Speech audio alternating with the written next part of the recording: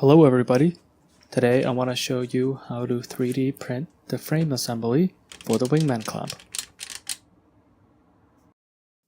Print out the necessary components on your 3D printer. Here are the settings that I use. Be sure to consult with the instruction manual that came with your printer.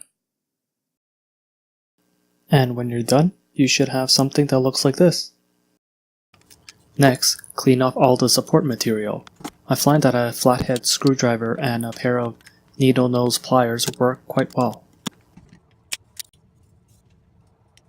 Now I'm just cleaning off the edges with a sharp knife.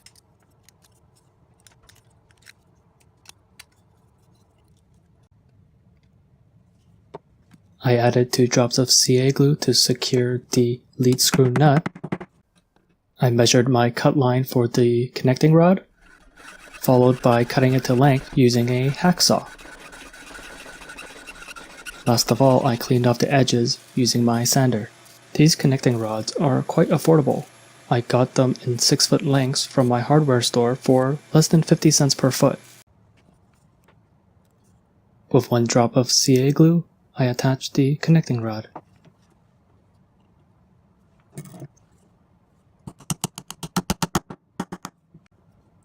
And then just push the spring in. This part is a little tricky, but eventually I got the hang of it. Just need to use a flathead screwdriver to move the spring back and install the clutch plate into the rest of the assembly.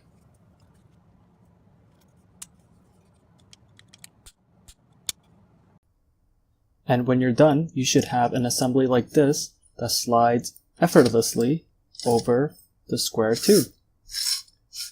Much of the rest of the modules are done in similar ways, with the exception of the bolt-on heads, which are just printed and cleaned out.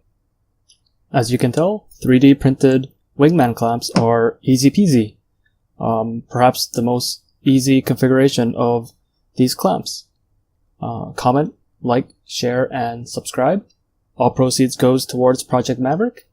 My name is Kay, signing out.